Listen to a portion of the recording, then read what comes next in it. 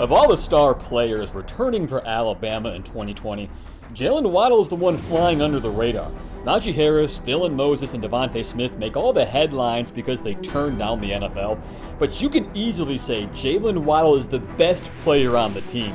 The Iron Bowl against Auburn was one of many highlights for Jaylen. His stats last year as a sophomore went down a little bit from his freshman season, but now there's less competition around him to catch the ball, and we know the guy is a touchdown scoring machine anytime he gets it. The keys for Jaylen in 2020 are simple. Keep doing what he's doing. He's the fastest player on the field, so he's got to keep using his speed. And if he does, 2020 could be a season to remember. Well, Jaylen Waddle was a guy who hardly got any fame when it came to Henry Ruggs and Jerry Jeudy and Devontae Smith. Matt Zennett's with us from AL.com now. Matt, Jaylen Waddle seemed like he did well with so many guys around him getting the ball. This year, you feel like it's even a more chance for a breakout with less potential starters next to him?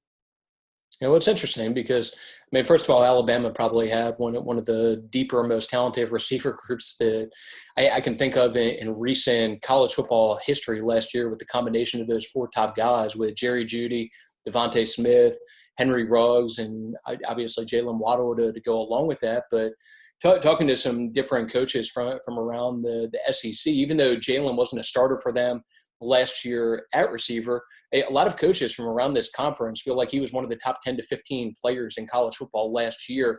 And even with as talented as some of those other players are or were within that Alabama receiver group, that Jaylen was maybe the most challenging of those guys to prepare for because of the different ways that Alabama was able to utilize him through the combination of not only what they did offensively, but also on special teams. So I had one SEC coach tell me that, and this is a coach who's been around for a while, said that Jaylen, to him, even just looking at the special teams aspect of it, that he is the best returner that he's seen at the college level in at least the last 5 years. And then to go along with that, you've seen what he can do offensively. So a different SEC official told me that as challenging as it was to face those other guys, that with Jaylen, he's just so dynamic that I'm not an NBA 2K player, but he referenced that I guess in NBA 2K, different players have different badges as far as their skills. And with Henry Ruggs and Jerry Jeudy, that maybe they had like 4 badges that they were at like the elite level. With Jaylen Waddle, was like facing a player that had the equivalent of like 60 badges because of all the different things that he could do and all of the different areas that he stands out. So coaches around the conference, even though he did not start a receiver last year, are very much in tune with what he can do, and obviously showed a lot of that in specifically a game like the Iron Bowl, where went out and scored 4 touchdowns and was very much a key player for Alabama throughout the course of that game. And you're obviously going to see even more of him this year. It was cool to see in 2019 that quartet of stars at receiver all had the one thing people knew they were really, really good at. For you, what was it and is it that makes Jaylen Waddle so great?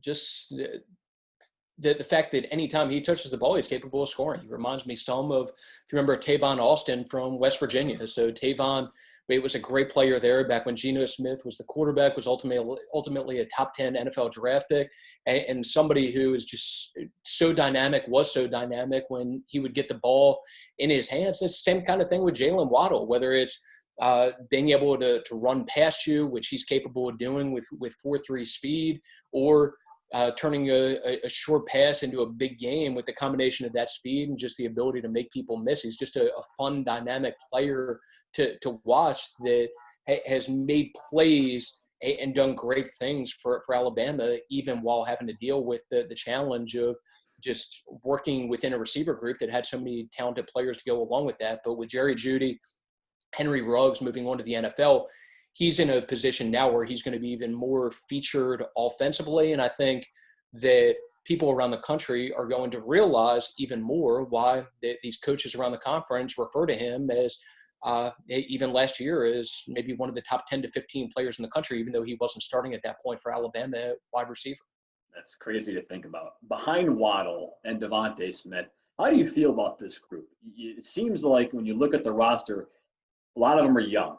Most of them are freshmen and sophomores, and very few of them have gotten meaningful snaps. How do you feel about that depth? I think that obviously you have those two top guys that are going to be leading the way for this group.